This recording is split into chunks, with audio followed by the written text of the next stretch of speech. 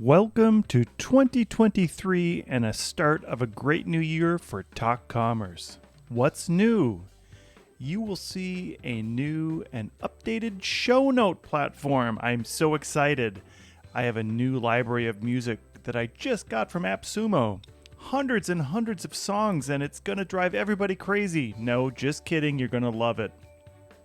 I plan on exploring OpenAI this year, and I already have a Jack Russell project that is running on my Instagram account. Today we interview Maier Bianchi, whose primary goal is to help businesses join the modern digital economy. The world is constantly evolving around us like an ever-flowing river of time. To adapt and survive in this increasingly difficult landscape requires us as people to work together with the mission of succeeding mutually, not exclusively. Maier enlightens us with his business wisdom and his tenacity to overcome difficult problems and circumstances. Enjoy this informative episode. Talk Commerce is sponsored by Haifa, or as the Europeans say, Hufa, or the right way to say it. Hufa is rapidly becoming the biggest Magento front end after Luma. For those who don't know it, Luma is the basic theme that comes with Magento, and it is giantly slow. If you're looking for a template-based front end with the fastest loading times in the e-commerce industry while saving costs on development time and hosting infrastructure, Hufa is your best option. Everybody loves a fast site, including Google. Improve your Google ranking and conversion rates and make your customers happy. Learn more at hyva.io. That's hyva.io. My name is Brent Peterson, and I'm your host. Please remember to subscribe wherever you download your podcasts. And now, Talk Commerce. Welcome to this fantastic episode of Talk Commerce. Today I have Maier Bianchi. And I have, for the first time, I've known Maier for about 10 years now. I've said his name correctly. Maier, why don't you go ahead, do an introduction, tell us your day-to-day role and maybe one of your passions in life. You are the founder of Bemair. And again, I've been saying Bemair wrong this whole time as well. How have you been saying it? I think I would always just say, I don't know, Bier. I would just say it wrong, but I say everybody's name wrong. But why don't you go ahead? You're going to do a better job than me. And I like the way that you spelled it out. I was super confused when I saw Bianchi, because I would have said that correctly. And never mind. You just go ahead.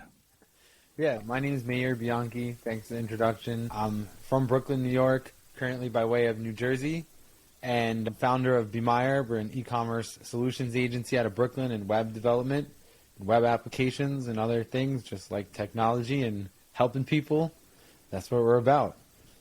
Cool. And your passion in life is just having kids? Yeah. Because you have kids now, right? Or something like procreation is my passion. No, I have 5. I'm definitely probably going to keep it 5, but you never know. The factory is still one open. More. Yeah. But yeah, so that is part of my origin story. It's probably why I'm motivated, because I started having kids at like age 22. That defines me a bit. I am going to. You have so nicely agreed to participate in the free joke project, and now I realized I should have had a joke about having tons of kids, but I don't. I think it's a good joke, but all you have to do is tell me if you feel like this joke should remain free, or if we could charge for it. Today's joke is a quick joke, but I may stumble through it. So if we have to do editing and people see jumps in the videos because I've said it wrong, and Maier and myself have done this take 4 times. All right, you ready? Yeah. A man walks into a bar with a small salamander on his shoulder. The bartender says, "What an interesting pet. What's his name?" "Tiny," the man replies. The bartender says, "That's an odd name. Why did you call him Tiny?" The man replies, "Because he's minute." That's a good one. I'm not laughing, but I'm laughing internally. I'm definitely going to go tell my friend that one. But you could charge for it as part of a Scholastic Bookathon joke book. It could be part of a compendium, maybe not a standalone joke. That's fair. I think, to be fair, a lot of my jokes are thinking jokes, and like you think about it, and then maybe a week later, you're like, okay, that I get it now. It wasn't even funny, but now I get it. So that might like be that something where maybe next week somebody, and maybe what I should do is have, as part of the free joke project, I could have the following week I do joke explained. The newt is just is a small lizard. Okay, good. The joke reveal. No, I want to tell that one to my dad. I don't think I can get the intro right, but I like the actual payoff. Yeah, and I will admit too that I did not practice that. Like I found I was getting ready for our just to get everybody in the green room. Our green room conversation consisted of me waiting for you to come back from the bathroom. So true. I had some time, and I'm like, oh wait, we got to do the joke. So I looked one up really quick. And by the way, there is a dad joke API that you can access. And when I have some downtime, I do like to do a little bit of coding, right? So my downtime consists of me doing bash scripts. If you go on, I do have a bunch of old Magento bash scripts on Amazon, on GitHub. But I'm very interested in how can I get to this API? So I haven't gotten that far. All I've got, it's still in my head.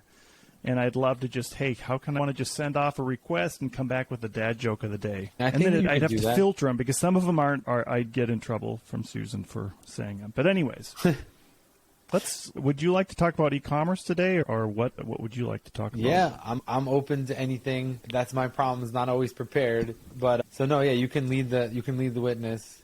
You could go ahead and talk about and bring up any topic. Sure. I want to start off with when you get outside, like you said, you came via New Jersey today or something, or did you move from New Jersey to Brooklyn? No, I moved from Brooklyn to New Jersey a couple years ago. Oh, so you're not in Brooklyn anymore. My company's based in Brooklyn. I still have Brooklyn in my blood. You can take the kid out of Brooklyn, but you can't take the Brooklyn out of the kid. But got it. I currently reside in New Jersey and intend to keep it that way for a while. Is that because whenever you drove outside of New Jersey and you came back, outside of Brooklyn, came back, you couldn't get any sleep until you actually got there? No, I would just say it's because Brooklyn is not the most affordable place to live versus the quality of life ratio and space for your family. So New Jersey held those answers a couple years ago, back when prices were lower, and yeah, things worked out in that regard. I've been doing a lot of traveling lately, and I've been binge watching The Sopranos on HBO Max on my iPad. So I am again now just learning everything there is to know about New Jersey and about the people, the wonderful people of New Jersey. I'm wondering, that's like a little north of here, but it's real. There's real places in that. But I did rewatch it sometime in the last year. Yeah, you're going to have to revisit it. And there is some, I think there was some tours, some Sopranos tours in the past just to watch that. Let's talk a little bit about what motivated you to get into e-commerce. And again, you're relatively young, so you started in this Magento community when you were super young, like 12, right? Yeah. What motivated me to get into e-commerce is I always was into technology since I was a little kid, loved anything with computers and video games and Nintendo and just anything computers since I was really young. And then got my first computer when I was like, whatever, let's just say, pick a number, 7, Apple II, Macintosh, LC, think like 16 megabytes of RAM, 40 megabyte hard drive. My dad was into like Adobe Illustrator. I played in like Civilization, HyperCard. So, always was like into multimedia and art and like computers. And then flash forward to high school, majored in media and communications, which was once again interactive stuff like photography, video, making websites. And like my aunt got me like an HTML book when I was a teenager, never opened it. I had opportunities to learn like Visual Basic programming for robotics, never followed through. So there was something about the book way which didn't appeal to me. And then flash forward, my parents had a Halloween. I was working at a Halloween store in the back office, so doing more office and data entry stuff. And then somewhere along the way, I got into the IT side, where they had started an e-commerce store, let's just say in 2002. They were early adopters. I wasn't so much involved in that. But then let's just say more around 06, 07, got more involved in that because I was working in the IT of the store and eventually working in IT, like POS infrastructure and making sure the registers were ringing during the busy times and like that type of high demand environment and customer satisfaction environment probably formulated how I think from the business owner perspective. And then around 2009, I was working there, and was managing the website or dealing with the website. And I started like teaching myself to code like HTML, CSS, started doing some side projects like WordPress or static HTML stuff. And it really wasn't going anywhere there. And then in 2010, I got recruited to work for like a luxury kitchen bath lighting retailer. Shout out to Alex Teller, give credit where credit is due. And he got me into that company, and they were on a SaaS platform called Venda. Back in 2010, SaaS was not where you wanted to be because usually it was very closed source. Just adding a pixel to your checkout could cost thousands of dollars. So they wanted to move to a more DIY model because they were successful but wanted to be able to iterate faster. So what was really great about that experience was I got hands-on with AdWords, front-end development, you name it, all the aspects of the business. And then at the end of that year, they decided to look at a platform called Magento. They were big, so they were going for Magento Enterprise. This was the 1.9 version of Enterprise, which was equivalent to 1.4 or 1.4, yeah, like right after the major architecture shift, thank God. But this was back then. So I was lucky enough to be put in charge of that project, helping implement it, bring it to life, working with all the extension providers, working with Magento at the time. I was about to say Adobe. I've been training myself. But Adobe was not a concern back then for the Magento community, except for making graphics. And so that's really how I got into this, was working there and getting my feet wet with Magento. Went to the first Imagine, met people like Karen Baker, met people like yourself somewhere in there, hitting you on Skype for help. I don't know how it happened, how and where, and people, all kinds of, like, back then, that's how this started. And then flash forward to 4 years, said, hey, I really like e-commerce, I like making websites, and decided to go on my own and formed my company, freelancing. And then for 4 years, or not 4 years, like 3 years, 2 years, then I got burnt out on that. I was like, hey, I never want to work for anyone ever again. No more jobs. Let's go agency mode. And that was my, so that's my superhero or supervillain origin story and how we got here. That's awesome. And Alex has been on the show. How did you stay away from comic books? So I'm not as good with him as the comics, but I've always had some comics, but I would say other pursuits have been my hobby, like making babies or video games. So, yeah. That's awesome. That's an expensive hobby, too.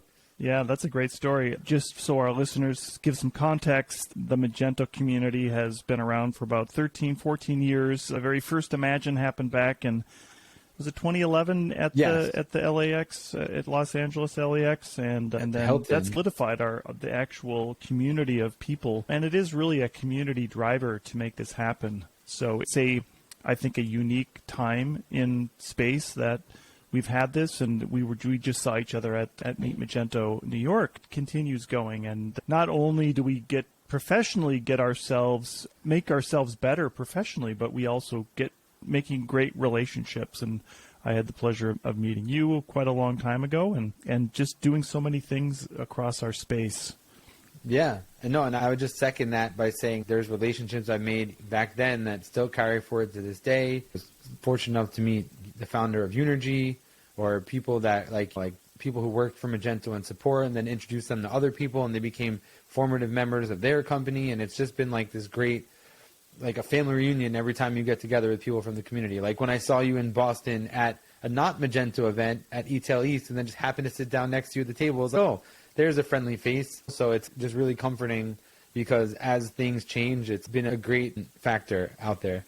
And like that, I think a lot of people don't know about or they don't have in their space.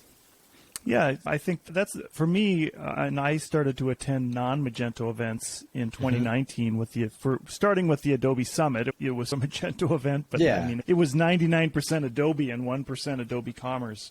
Did you find it a little bit different that maybe you don't know so many people at a Shop Talk or e-tail event, where it's a way you kind of had to reintroduce yourself to the crowd? And then the other thing that I find at those events is there's people that absolutely don't know about it, and believe it or not, they don't care about Magento. No, exactly. And so I would say I was there for multiple purposes, mainly business development and meeting people. Like I went with my colleague Yannick, who's on strategic partnerships and business development.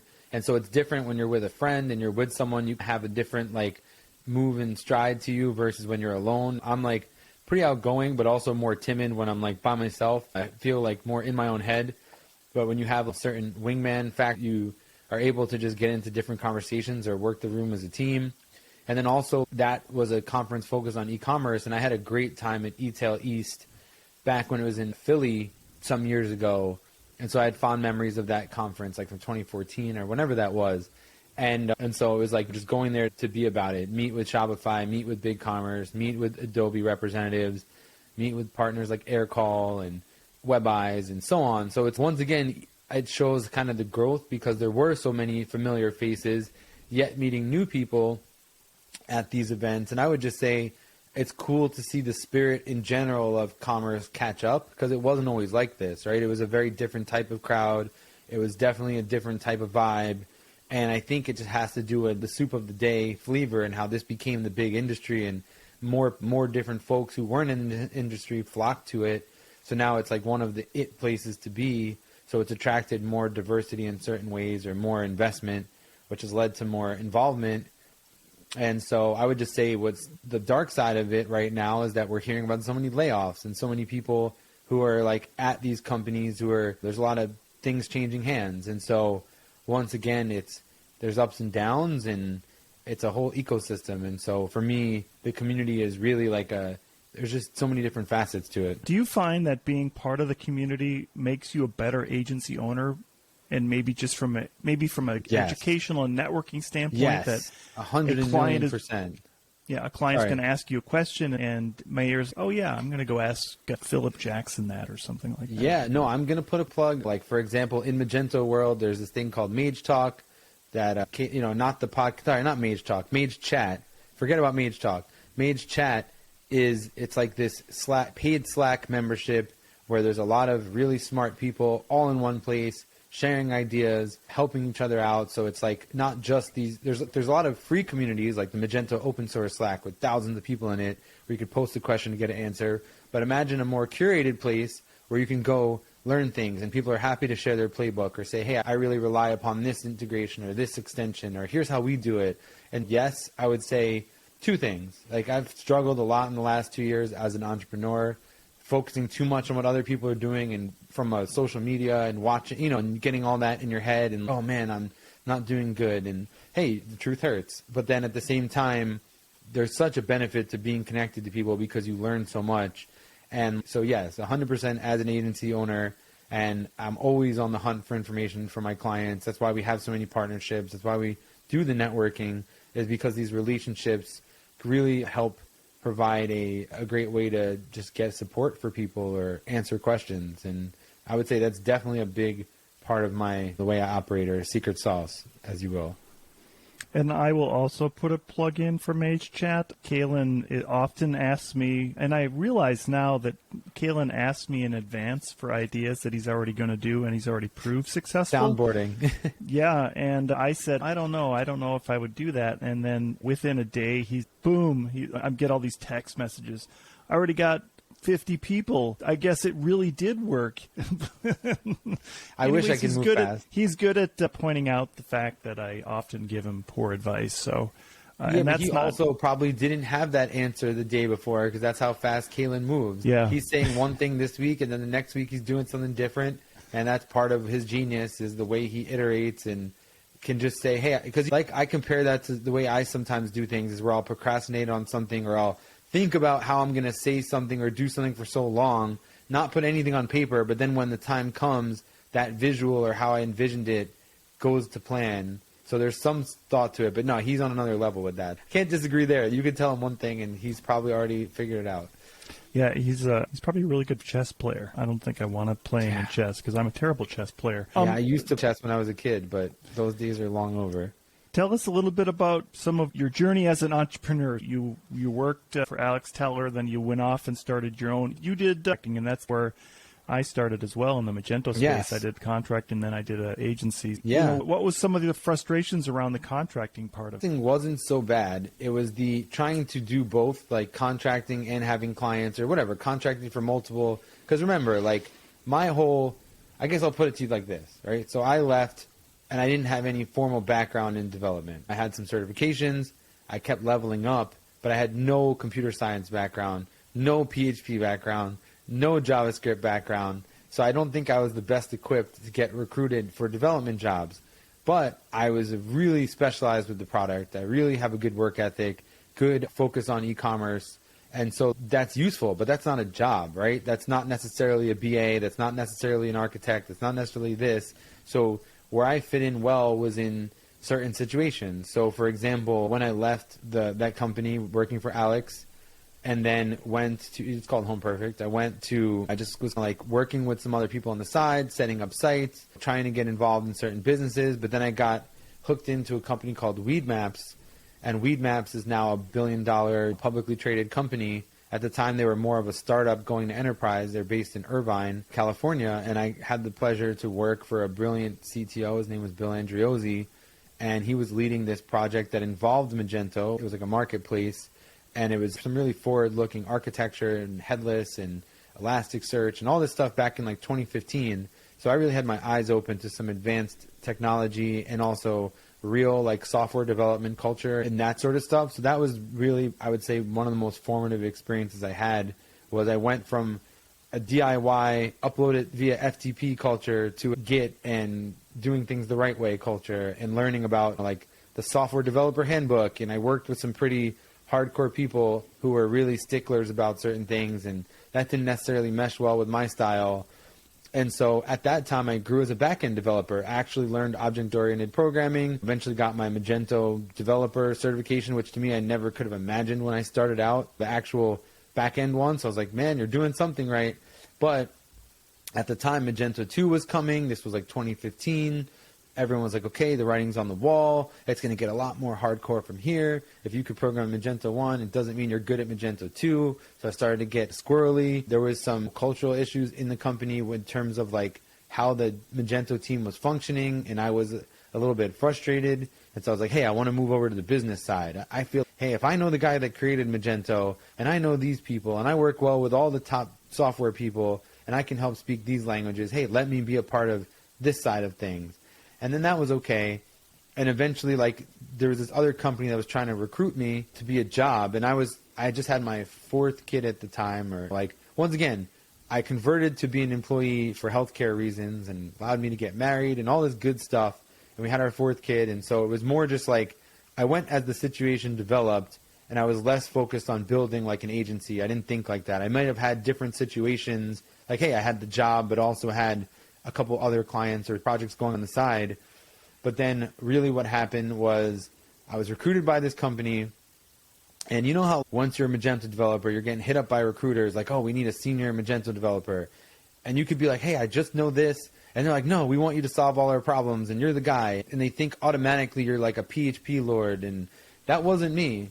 And so I took this job. They'd been recruiting me for a while. I took a pay cut. I bought a car, was commuting 80 miles a day. That was already the red flags. Took a job where I was working from home and quit because I felt like I was going to get cut eventually anyway. Got hired and fired in 60 days. I was working at this company called Nobel Biocare.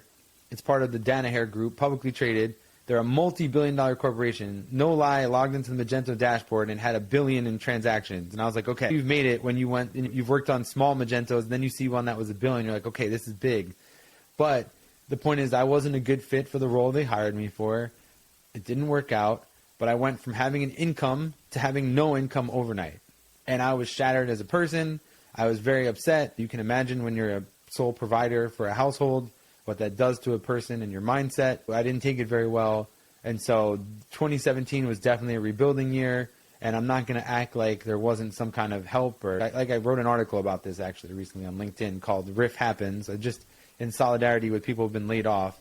I wasn't laid off, but I just meant my experiences of like, it definitely has caused me to grow as a person, or different aspects of this. And just to wrap that up, I guess that is how I went from that employee mindset and the security of that to, hey, I don't want to work for any anymore. The social contract is broken. Nobody actually has your back. We're all a commodity out here. Every man for himself. Not so severe, but that's what changed my mindset. And then I basically also, my company was called Mage NYC, right? So this is how forward thinking I was. I was like, Magento, New York City, I want to be the guy. Guess what? eBay had a problem with that. That was a trademark violation because I tried to make a logo which had the diamond in it. Thanks to the glory of Ben Marks, was able to work that out. and I was going to get a licensing agreement, but the licensing agreement was terrible. So I said, you know what, I'm going to change the name. This was late 2016, right as that other stuff was happening with the job and like that whole transitionary period. And so that's how the name Bemair was born. Bemair, because Eric Heilman from Mage Mojo at the time was like, oh, hey, why don't you just name it after yourself? Why don't you do this? And I was like, okay, like my name means giving light or one who enlightens. It's a Hebrew name, my first name. And so I was like, cool, let the company be one who enlightens. Hey, we like helping business owners. Let's enlighten people. Let's empower people. So that went from a Magento-focused ideology to a global ideology. And that was like a blessing in disguise. The industry changes, and being so narrow-focused doesn't always benefit you. And so it was a really just big time of transition. So that's how I went to being agency-focused. I know that was a long-winded tale, but that's how it happened. No, I think the stories of how we get there are much more interesting than when you get there. It's the journey that is the interesting part of it. So you talked a little bit about being super focused on Magento. What does it look like today? You're branching out, right? Yeah, and I just want to add one parable to what you said. A person is as big as the problems they have. And so if you look at your life and you feel like you've grown, you don't think you've grown, well, look at what your concerns were 5 years ago and look at what your concerns are now, and you'll be shocked to see how much that's changed. And so that's how I've grown even since then, and the problems. So anyway, back to your question is, right now we're focused on Magento still. Also wrote an article why I'm still focused on Magento, because I believe in it and businesses are still using it. And we became an Adobe Commerce partner this year. So that's a big milestone, because no one's going to have an event in Brooklyn, in our hometown, and we're the most legit Magento agency from Brooklyn, and you can't invite us. So I had to step up and become a bronze partner so I could get invited to the Adobe Reconnections. So that was great. We're also a Shopify partner. We work with Plus brands and non-Plus brands on Shopify. We've been working with Shopify. I've been working with it since 2014. I wish I had the foresight to make that my bread and butter. I'd probably be rich by now and acting like I invented e-commerce, like a lot of these people. Like everything you touch turns to gold because you had it on easy mode. But no, so we really got focused on Shopify. Let's just say more 2019 is when we picked up some advanced Shopify knowledge, and just been really accelerating. And now I consider us one of the best. I look up to big companies like Half Helix, and We Make Websites, and some of the bigger, more boutique or deluxe Shopify agencies. And I don't consider us like that, but that. Plus, we're a big commerce partner. I found it hard to grow in big commerce. Shout out to the people that do, like yourself with that sign in the background, your big commerce elite status, because that's a really cool industry as well. And we're focused on these kind of platforms, and I have interest in your Salesforce Commerce Clouds. Shopware is one that I'm trying to grow with and have the foresight again.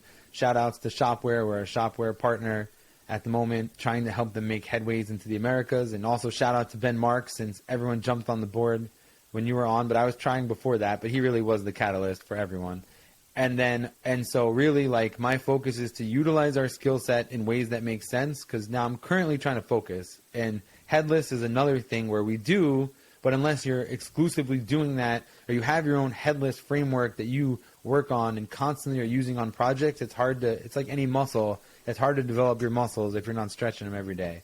And so I would say the areas I specifically want to grow are Magento, Adobe Commerce, Shopify, and headless. Would be my sweet spot right now, but always interested in evolution and going further. That's awesome. Like, we're recording this right before Black Friday. Yes.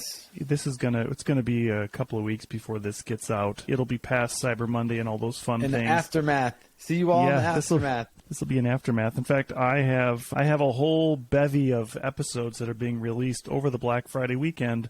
So nice. If you're listening to this now, go back to November 24th and listen to the people that I have on. And Megan Blissick from Signified. You just read my mind. That was the one. Yeah, keep going. She's on Friday. She's on our Black Friday because they have a holiday guide, and we talked about it. I'm like, there's no way I'm going to get this done so we could have this before, but hey, I could do it on Black Friday. So they definitely should have included us in that guide. I'm shocked we weren't included, but it's okay. But big chip on my shoulder in case you don't know that. Tomorrow I have Gina Uter from Sight, and that's another fantastic visual. We had a call with her tool. Today, or yesterday. We had a call with her. All right, yesterday. well, there you go. It's a small world. Yeah, we're all playing in the same sandbox. Yeah, absolutely. And by the way, shout out to Megan, greatest partner upline ever. She's like in the partner pyramid scheme. She's at the top of all partners. Yeah, there was only one other partner manager that I could remember that I thought was better than Megan, but she went and left Magento and went to another agency. Anymore. Yeah. She's still a very good partner manager, but just not in our exact space. So what do you think? How do you see now? Let's look at the end of quarter four and the beginning of quarter one for e-commerce. Do you think are we still driving towards a good next year in 2023? I'm looking for my crystal ball. Hold on, I got to find it. Let me see what it says. I think there's one thing you can bet on. E-commerce is going to continue, right? So that's a safe pick, is that people are going to use e-commerce. People are going to need e-commerce. It's still going to form the fabric of our shopping society. I think brick and mortar is here to stay too. I think the pandemic tried to put a dent on that. You can bleep out that word in case it just messes up the algorithm. But I think things that happened in the last 2 years try to put a dent on brick and mortar, but people really want the human connection. And so I think if we bridge the human connection with e-commerce, and that's in the form of brands and strengthening brands and brand voices and how you talk to your customer and how you engage with your customer, really shows that e-commerce can be the vehicle or the vessel for this neoclassical shopping, right? And it's not a binary thing.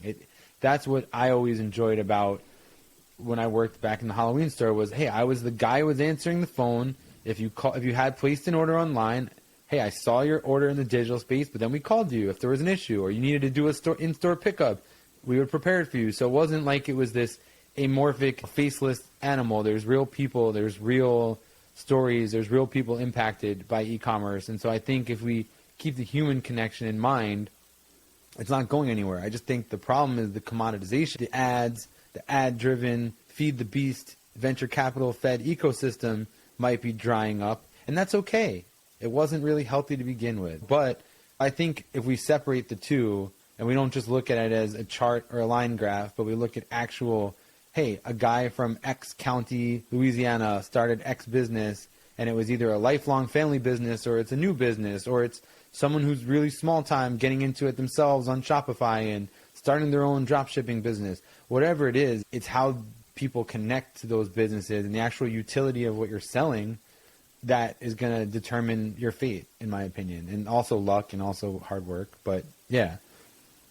Yeah, was that an evasive answer? No, that's a fantastic answer. And I know it was a very open-ended question. Maier, we're running out of time. We targeted 20 minutes, and now we're pushing up against 35. But darn, as we close out, there's so much more to talk about. I wanted to ask you about your camera, but anyways, we'll do a follow-up episode, maybe a special technology episode. Yeah, let's do a 2023 technology episode. I'm down. There you go. As we close out the podcast, I give everybody an opportunity to do a shameless plug, and you can plug anything you'd like today. What would you like to plug? Okay, I'm going to plug 4HCM.org. It's the Hypertrophic Cardiomyopathy Association. 1 in every 250 Americans has hypertrophic cardiomyopathy. It's a real heart disease. It's genetic. You may have it and not even know it. If you get an echocardiogram, you can get your heart measured. And if your septal wall is more than 12 centimeters, you probably have it or you're on the verge of having it. You should get it checked. Everyone should support this charity, the 4HCM.org, any kind of donation. I think that would be a big help to saving a lot of lives in this country and helping people get treatment for their conditions. So because it's Thanksgiving and we need to think about other people than ourselves, that's my shameless plug of the day. Because this whole episode was a shameless plug anyway, where I talked about myself and my business a lot. But we need to focus on 4HCM.org and hypertrophic cardiomyopathy heart condition. That's what I want to shamelessly plug today. That's awesome. Thank you so much. I very much enjoy when people do a shameless plug not about their business, so I really appreciate that. And I agree. There's so many causes. 4HCM.org. I'll make sure I get all these links in the show notes. Imagine I gave you the wrong spelling. Let me just no, it is 4HCM.org. I'm bugging. That's it. Yeah. Well, and I'll make sure these get into the show notes as well as anything else that you want. Any of your articles that you've recently written and your past articles, we'll make sure we get those onto the show notes. About the layoffs, yeah. And we will regroup in 2023 and have another conversation of what we'll do with the technology conversation, or maybe we'll do it in person. I'd love that. We've got a bunch of events coming up for next year. Where we break down this virtual wall separating us right now. Absolutely. Find a way to link up in the physical space. And can you give me a closing joke? Give me an outro joke. So I was thinking about this, and this is coming out of Okay. the first time Yoda saw himself on 4K TV. What did he say? HDMI. Oh my God. Is that I don't know. not there is no try? Yeah, I guess I could have phrased it better. HDMI. Yeah, that would You kind of have to go right through it. You got to think about it for a little bit. You got to know. That's a good one, though. It is a delivery, though, isn't it? It's how I think you got deliver to it. make it something more about the connections, or something HDMI. I don't know. Anyway, thanks for bringing that up. All right, we'll do one more, right? All right. You Last asked for one. it. Every morning after I get out of the house, a bike comes out of nowhere and runs over me. It's a vicious cycle. Oh, that's a good one. That's a good one. The vicious cycle. I like that one. Well, You're cheers, welcome. man. All right. Happy Have a Thanksgiving. great Thanksgiving, and I look forward to seeing you in person next year. Same. See you at some events, and be well. Take care. Thank you for making it to the end of this episode of Talk Commerce. Please rate this episode wherever you download your podcasts. We are actively looking for people to participate in the Free Joke Project. Go to talk-commerce.com and sign up for your free spot on the Free Joke Project. If you are a business, I will do a 30-second elevator pitch in the spot to help promote your business. That's talk-commerce.com.